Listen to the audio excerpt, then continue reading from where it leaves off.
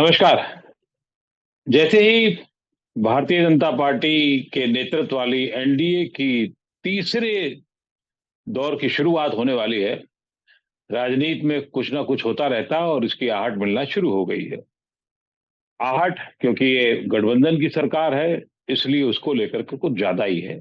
कुछ पुरानी नीतियों पर पुनर्विचार की बात हो रही है। इन सब से नरेंद्र मोदी की सरकार कैसे आगे बढ़ती है, नरेंद्र मोदी स्वयं किस तरीके से अपने आप को ढालते हैं, क्योंकि अब तक पिछले 25 साल, लगभग 25 साल के शासन के दौरान वो एक तरफा एक तौर पर अपनी सरकार चलाते रहे हैं, अपने तरीके से चलाते रहे हैं।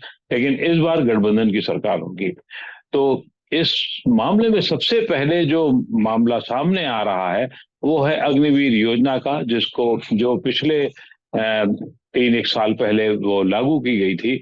और उसको लेकर के काफी तभी विवाद थे कि ये होना चाहिए, नहीं होना चाहिए। सैन्य कर्मियों से लेकर के और बाकी जगह भी इसका विरोध देखा गया। और कहा तो ये तक गया है कि इस चुनाव में भी उसका असर रहा। राष्ट्रीय जनता दल के अलावा जेडीयू भी इसके मुखर विरोध में रही है, और जेडीयू के प्रवक्ता ने इसको लेकर के साफ कहा है कि इस पर पुनर्विचार होना चाहिए। अब पुनर्विचार कैसा हो, क्या हो, कहां तक हो, कैसा किया जाएगा, इस पूरे मामले पर बातचीत करने के लिए हमारे साथ इस मामले के विशेषज्ञ जनरल ए.के. श्रीवास्तव साहब है। बहुत बहुत आभार सर आपको कि आपने नवोदय टाइम्स पंजाब केसरी के लिए समय निकाला और बातचीत मेहरबानी करने के लिए हामी मेहरबानी भरी। श्रीवास्तव साहब।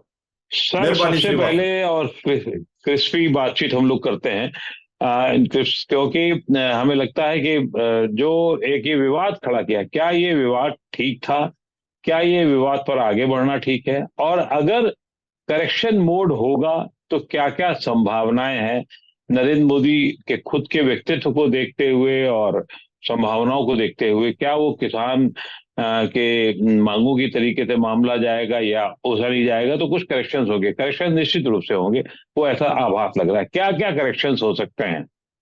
हाँ बिल्कुल, देखो श्रीवास्तव साहब, हुआ क्या है कि जब कारगिल की लड़ाई हुई थी उसके बाद एक सुब्रमण्यम कमेटी बैठी थी उसको चेक करने के लिए कि क्या एक प्रकार फौज के अंदर कोई बदलाव हो सकते हैं। क्योंकि उस समय देखा गया था कि जो एज प्रोफाइल थी वो फौज की थोड़ी सी ज्यादा थी, करीब करीब 32 साल थी। तो इसको मद्देनजर रखते हुए कोविड के दौरान 2 साल भर्ती नहीं हुई और 2022 में गवर्नमेंट एक नई स्कीम लेके आई रिक्रूटमेंट के लिए, जिसको बोलते हैं अग्निपथ स्कीम। और उस अग्निपथ स्कीम में ये सोच विचार किया गया, क्योंकि एक प्रकार से सुब्रमण्यम कमेटी ने ये रिकमेंडेशन दी थी कि जो एज प्रोफाइल है जवान की वो 32 साल है और उसको कम करना चाहिए करीब करीब 25-26 साल।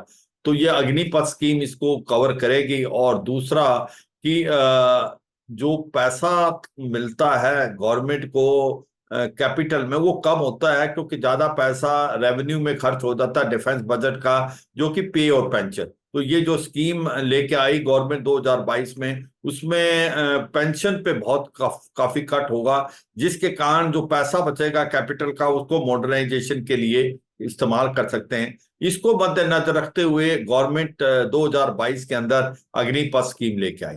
और उस अग्निपथ स्कीम के जो मेन पहलू थे कि 17 साल से 21.5 साल तक के लोग इसमें भर्ती हो सकते हैं, जैसे पहले थे 10वीं क्लास पास होंगे, टेक्निकली क्वालिफाइड होंगे, और उसके बाद ये 4 साल फौज के अंदर सेवा करेंगे, इनको अग्निवीर कहलाया जाएगा। और 4 साल में जो होंगे ये 6 महीने की पहले ट्रेनिंग करेंगे, 3.5 साल ये डिप्लॉय होंगे कॉम्बैट एरिया में। जो इनका बेसिक है कि इनको 30,000 रुपये मिलेगा हर महीने, एक लमसम बनी। और लास्ट जब ये 4 साल कंप्लीट हो जाएंगे तो तब तक इनकी पे 40,000 हो जाएगी। इसके साथ साथ एक ये कंट्रीब्यूट करेंगे कुछ पैसा और कुछ गवर्नमेंट करेगी, और निधि सेवा अलाउंस अप्रोक्सीमेटली 11.71 लाख वो इनको दिया जाएगा 4 साल के बाद। तो सच्चाई यह है कि ये एक स्कीम लेके गवर्नमेंट लेके आई, और अगली जो भी भर्ती होंगी डिफेंस फोर्सेज में, आर्मी, एयरफोर्स, नेवी जवानों की, वो अग्निपथ स्कीम से ही होगी। लेकिन लेकिन जो सरकार ने स्कीम लाई उसमें एक चीज और तथ्य था, जिसको कि 25% उसमें से जो है वो रेगुलर हाँ, आर्मी में आ जाएंगे। वो मैं और आगे बता बाकी जो, हाँ, बाकी जो वो मैं लोग हैं आपके बताऊंगा। वो सेमी, मतलब उसमें बाकी और जगह पर आ जाएंगे, बाकी सेवाओं में आ जाएंगे, और कोशिश होगी कि उनको एडजस्ट किया जाए। हाँ, इसको वही वही लेकर मैं के बहुत शायद स्पष्टता नहीं थी, और उसमें ही लोगों को शंका थी कि 4 साल जवानी देने के बाद में अगर उनको भटकना पड़े और फिर वो गार्ड वाली नौकरी करनी पड़े तो खतरा होगा। मुझे नहीं लगता कि ये बहुत ऐसा था, लेकिन उसको फैलाया इस तरीके से गया जैसे लगता है कि सैनिकों का स्टेचर गिर जाएगा। आपको क्या लगता है? नहीं, श्रीवास्तव साहब, इसमें सच है कि इसकी जो मैंने सोचा था आप क्वेश्चन पूछेंगे फिर आंसर देंगे, क्योंकि छोटे छोटे क्वेश्चन इसके अंदर बिल्कुल ठीक बोला। 4 साल के बाद 25% ही रिटेन होंगे, और 75% जो है वो इन्वायरमेंट में चले जाएंगे। उनको कुछ पैसा दिया है, या तो स्टार्टअप कर सकते हैं, या वो उनको एक प्रकार से रिजर्वेशन दी गई है सीआरपीएफ, बीएसएफ, आईटीबीपी और कोस्टल गार्ड में 10% के करीब। तो उसके अंदर जो है उनको एक प्रकार से मौका मिलेगा। तो ये जो बात हो रही है 25% ही ओनली रिटेन होंगे, तो अब ये सवाल पैदा होता है कि ये स्कीम एक पॉइंट ऑफ व्यू से ठीक है कि इसके अंदर एज प्रोफाइल कम होगा, 5-6 साल में करीब करीब 32 साल से 27 करीब आ जाएगा, और पैसा भी बचेगा डिफेंस बजट के में 15 साल के बाद, और इसको मॉडर्नाइजेशन में इस्तेमाल। मगर इसके अंदर कुछ एक रिकमेंडेशन है जो कि ऐसा लगता है कि वो होनी चाहिए, क्योंकि इसमें थोड़ा सा एडवर्स इम्पैक्ट हो रहा है। वो है, हम देखते हैं कौन कौन से पॉइंट है। वो पहला पॉइंट है कि जो 25% रिटेन किए जाएंगे 4 साल के बाद, वो बहुत कम है। क्योंकि 25%, इसका मतलब 75% बाहर चले जाएंगे, तो उनको कहाँ ऑब्जर्व किया जाएगा? पास्ट एक्सपीरियंस बोलता है ज्यादातर जो सीएपीएफ है वो लेती नहीं है, और उसके बाद फिर ये क्या कॉरपोरेट की तरफ जाएंगे। वहां टेक्निकल क्वालिफिकेशन चाहिए, वहां इनको इतना एक्सपर्टीज नहीं है। तो हो सकता है कि ये एक प्रकार से जो आप इशारा करते गार्ड की जॉब, या ये एंटी सोशल एक्टिविटी की तरफ भी जा सकते हैं अगर इनको कुछ नहीं मिलता है। तो इसलिए ये 25% से कम 50% इसकी बढ़ोतरी होनी चाहिए। वो पॉइंट नंबर 1 था, जो रिकमेंडेशन है, जिसको गवर्नमेंट, मैं आगे बताऊंगा कि गवर्नमेंट क्या कर रही है। तो ये 50% मिनिमम होनी चाहिए। दूसरा पॉइंट ये आ रहा है कि जो लोग आप कह रहे हैं कि सीएपीएफ में, असम राइफल में, आईटीबीपी में, बीएसएफ में, सीआरपीएफ में, कोस्ट गार्ड में 10-10%, आप इसका एक रिटर्न नोटिफिकेशन दें कि भाई 10-10% ये इनके अंदर जाएंगे, इनको लिया जाएगा, क्योंकि ये 4 साल के बाद ये ट्रेंड है, इनकी ट्रेनिंग भी कर चुके हैं, कॉम्बैट में एक्सपीरियंस भी है। तो जो सीएपीएफ है, इनको ट्रेनिंग में भी इसके उनके ऊपर पैसा खर्च करना नहीं पड़ेगा। तो ये एक प्रकार से राइटिंग में आना चाहिए, ये नहीं कि अगर ये सक्सीड हो गए या सीएपीएफ लेना चाहती है। तो ये जो दूसरी रिकमेंडेशन थी। तीसरी एक बहुत बड़ी इंपॉर्टेंट रिकमेंडेशन है, जो कि जो अग्निवीर अगर वो शहीद हो जाता है 4 साल के अंदर, तो उसको सब वही सहूलियत मिलनी चाहिए जो कि एक रेगुलर सोल्जर को। उसमें क्या क्या है कि उसके जो फैमिली को पेंशन मिलनी चाहिए उसके मरने के बाद, उसके पेरेंट्स अगर शादीशुदा नहीं होगा वो तो इस स्कीम की एक रिस्ट्रिक्शन है। और इसी प्रकार उसको डिसेबिलिटी पेंशन प्लस उसकी जो फैमिली को जब तक वो सर्व करता फुल पे। जिस प्रकार से एक रेगुलर सोल्जर को सारी सहूलियत मिलती हैं, वो अग्निवीर को मिलनी चाहिए अगर वो 4 साल के अंदर देश के लिए शहीद हो जाता है या वो डिसेबिलिटी हो जाता है। ये एक क्या बहुत सर इंपॉर्टेंट ये, डिमांड, मैं कुछ क्या बताना सर, चाहता हूँ। जी, ये एक इसकी सवाल इसमें, हाँ, इसकी वजह एक मैं बीच में एक बताता हूँ। सवाल मैं इसलिए जोड़ रहा हूं कि क्या ये जो रिकमेंडेशन थी ये सुब्रमण्यम कमेटी ने प्रपोज की थी, जो गवर्नमेंट ने नहीं मानी, गवर्नमेंट ने उन्होंने 50% कहा था, गवर्नमेंट ने 25% माना। गवर्नमेंट ने उन्होंने श्रोमणी कमेटी ने कहा था कि साहब इनको पेंशन ये दी जानी चाहिए, गवर्नमेंट ने नहीं मानी। तो क्या ये था? और अब जो सवाल है वो मेरा, और ये इसके साथ साथ जुड़ जाता है तीसरा सवाल, वो ये है कि क्या जैसे पैरामिलिट्री फोर्सेस है वो भी बहुत भारी भरकम है देश में, सीआईएसएफ भी सेना के बराबर के आसपास उसका नंबर है। तो ये 10-10% अगर भी जाएगा तो कम से कम 25-30% और टोटल खपत हो सकती है अगर बाध्यता हो। तो क्या ये बाध्यता, जैसे अभी आपने कहा, नहीं है, तो फिर ये गवर्नमेंट ने क्यों किया ऐसा? अगर रिकमेंडेशन थी तो पूरी उसे लागू किया जाना चाहिए था। हाँ बिल्कुल, देखो आपने जो बताया श्रीवास्तव साहब, ये सुब्रमण्यम कमेटी कोई रिकमेंडेशन नहीं दी। उन्होंने तो यही रिकमेंडेशन दी थी कि एज प्रोफाइल कम होना चाहिए और कैपिटल फंड ज्यादा होना चाहिए, जिससे आपका मॉडर्नाइजेशन हो, और जो पेंशन क्या किसी तरीके से देखना चाहिए कि कैसे कम हो सकते। मगर ये तो गवर्नमेंट स्कीम लेके आई, और गवर्नमेंट को अभी महसूस हो रहा है कि ये बदलाव करने, इसलिए गवर्नमेंट भी इसके अंदर एक प्रकार से इन जो अंदरूनी बातचीत है वो एक सेमिनार कर रही है, एक सर्वे कर रही है और एक डिस्कशन कर रही है, जो कि पूरे फौज के अंदर है। Company commander, battalion commander, brigade commander और डिव कमांडर, कोर कमांडर और आर्मी कमांडर, ये एक प्रकार से अब बातचीत चली हुई है कि इसके अंदर जो प्रॉब्लम आ रही, क्या इसमें बदलाव करना चाहिए या नहीं। मैं कहने का मतलब ये, बिल्कुल। पहले मैं ये एक बार बताने की कोशिश करूं है क्या, फिर आगे समझाते हैं अपने व्यूअर्स को। तो मैंने कहा एक तो 25% बहुत कम है, कम से कम 50 होने चाहिए। अग्निवीर अगर शहीद हो जाता है तो उसको सब कुछ वही मिलना चाहिए जो कि एक रेगुलर सोल्जर को मिलता है। तीसरा पॉइंट जो इंपॉर्टेंट चीज है वो ये है कि जो रिटर्न नोटिफिकेशन देनी चाहिए कि आपको बीएसएफ, सीआरपीएफ, आईटीबीपी में 10-10% लेंगे, जिससे यकीन हो जाए कि ये बार इन दरके की ठोकरें नहीं खाएंगे, इनको जॉब मिलेगी और इनकी जिम्मेवारी ये देंगे, क्योंकि ये ट्रेंड सोल्जर हैं और इनके ऊपर ट्रेनिंग में भी पैसा खर्च नहीं होगा। दूसरा, ये 4 साल का इसको कॉम्बैट एक्सपीरियंस है, ये है। अगला पॉइंट ये था कि जिस प्रकार से नाम नमक निशान से फौज चलती है, कुछ एक यूनिट्स हैं जो कि इन्फेंट्री यूनिट, जो कास्ट, रीजन और क्लास बेस है, और इनकी पास्ट हिस्ट्री बहुत बड़ी है, ये युद्ध पे युद्ध जीते हैं। इनको अगर आप तोड़ते हैं तो फिर शायद मोराल पे इम्पैक्ट पड़ सकता है, इसकी फीडबैक लें तब करें। कहने का मतलब जाट हैं, सिख हैं, राजपूत हैं, सिखलाई है, मद्रास है, इनको हमें इस हिसाब से देखना चाहिए। ऑल इंडिया ऑल क्लास अगर हम इनको कर देंगे तो फिर इसमें इनकी जो इथोज है, जो इनकी फाइटिंग स्पिरिट है, उस पर शायद कहीं ना कहीं फर्क पड़ेगा, जो जिसकी हम कहते हैं बात नाम नमक और निशान। तो यह भी एक पॉइंट आया रिकमेंडेशन का। तो बहुत बिल्कुल इसके ऊपर सर। सोच विचार हो कि जो लोग आपके नेपाल से आते हैं, हमारे पास 7 रेजिमेंट गोरखास की हैं।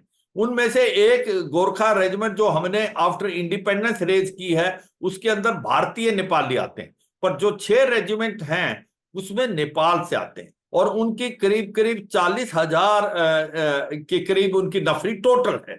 तो मतलब कि हर साल 1,500-2,000 के करीब ये आते हैं, रिसाइकिल होते हैं। अब इनके ऊपर भी जो अग्निपथ स्कीम लगा दी है, तो जो नेपाल की गवर्नमेंट है वो कहती है कि हम 25% अगर आप रिटेन करेंगे, हम बाकियों को क्या करेंगे, हमारा जो इकोनॉमी इतनी बड़ी नहीं है, हम इसको ऑब्जॉर्ब नहीं कर पाएंगे। अब उन्होंने इसमें अग्निपथ स्कीम में अपने नेपाली भेजने से मना कर दिया है। तो वो भी एक अच्छा पहलू नहीं है, क्योंकि ये जो हमारी गोरखा रेजिमेंट्स हैं, ये 6, इनका पास्ट देखें, ये भारत की फौज का बैकबोन है। इन्होंने हर लड़ाई के अंदर शौर्य का एक नजरिया दिखाया है। तो मुझे लगता है कि ये इसकी जो जो लोग नेपाल से गोरखा आ रहे हैं, उस पे हम कुछ और लिवरेज दे सकते हैं, जिससे कि उनको वापस ना जाना पड़े। क्योंकि पॉइंट जी। ये है, अगर ये नेपाली गोरखे भारत में नहीं आए तो हाँ, तो चीन चीन बहुत के बाद। कोशिश कर रहा है, चीन बहुत कोशिश कर रहा है श्रीवास्तव साहब इनको, क्योंकि ये जाने पहचाने हैं, ये सबसे अच्छे फाइटर हैं वर्ल्ड में, और भारतीय हैं, हिंदू हैं। तो इसलिए मुझे लगता है गवर्नमेंट इसको भी बड़े सीरियसली सोच विचार कर रही है। तो ये जो बिल्कुल। रिकमेंडेशंस हैं, और ये नहीं एक और बड़ा इंपॉर्टेंट था कि अभी इस स्कीम को लागू करने पहले 4 साल तक आप इसको पायलट प्रोजेक्ट माने। अगर इसके अंदर कोई बदलाव करना है तो बदलाव करें, क्योंकि कोई भी चीज फुल प्रूफ तो हो नहीं सकती। आप फीडबैक लें इन्वायरमेंट से, आपको लगता है कि भाई ये फीडबैक आया, और ये फीडबैक अभी इन्वायरमेंट से आ रहा है, और गवर्नमेंट जो है उन्होंने इस इलेक्शन से पहले भी काफी हिंट दिए हैं। जिस प्रकार से राजनाथ सिंह साहब ने कहा कि इस जो स्कीम के अंदर हम बदलाव करेंगे, हम पॉजिटिव हैं। जिस प्रकार से फीडबैक आ रहा है ग्राउंड से, हम बदलाव कहीं 25 से 50% की तो मुझे लगता है उस समय बातचीत चल रही थी। तो ये सारी जी रिकमेंडेशन के लिए गवर्नमेंट मेरे हिसाब से पॉजिटिव है, इसके ऊपर एक प्रकार पॉजिटिव तरीके से सोचेगी। और क्योंकि उन्होंने एक ऑलरेडी एक सिस्टम स्टार्ट कर दिया विद इन आर्मी कि आप फीडबैक लें, ग्राउंड पे लोग क्या कह रहे हैं। अगर ऐसा होता है तो मुझे लगता है ये विन विन सिचुएशन है, क्योंकि इसका इम्पैक्ट अच्छा पड़ना चाहिए आपके जो आने वाले यूथ हैं। क्योंकि जी सच्चाई ये है श्रीवास्तव साहब, मैं ये बताना चाहूंगा कि आप आज तक भारत की फौज ने हर वार जीता है। 1962 में मैं कहूंगा ये मिलिट्री डिफीट नहीं थी, ये पॉलिटिकल डिफीट थी, वो गलती थी। चाहे वो 65 का हो, 71 का हो, 47 का हो, 99 का हो, 71 में तो भारत ने पाकिस्तान के 2 हिस्से करे।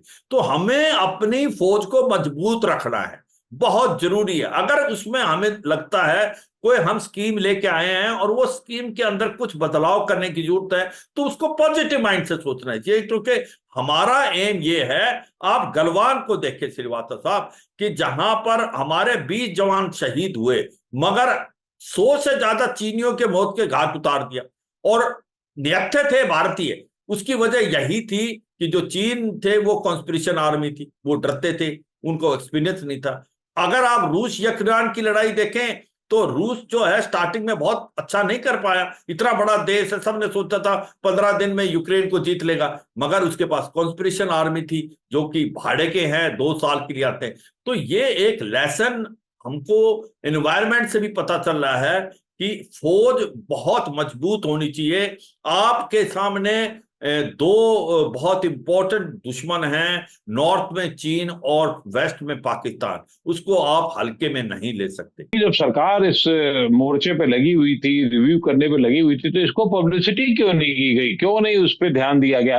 राजनाथ सिंह ने निश्चित रूप से एक बार कहीं कहा, लेकिन उस पर सरकार ने जोर दे के नहीं कहा। क्यों नहीं कहा कि ये पायलट प्रोजेक्ट है और इसको हम आगे विचार कर रहे हैं? ऐसा क्या हुआ होगा? खैर, ये तो एक हुआ होगा, लेकिन अब ये रिकमेंडेशन किस दौर पर है, विद इन आर्मी किस दौर पर है, गवर्नमेंट के लेवल पे किस दौर पर है? आपको क्या लगता है, और सरकार को इसे कितनी जल्दी जल्दी इस पर काम करना चाहिए? हाँ बिल्कुल, देखो श्रीवास्तव साहब, ये जो रिकमेंडेशन हैं ये बहुत ही पुख्ता रिकमेंडेशन है, और मुझे लगता है गवर्नमेंट इसको सीरियसली सोचेगी, क्योंकि इसका इम्पैक्ट मोराल पे पड़ सकता है आने वाले टाइम में।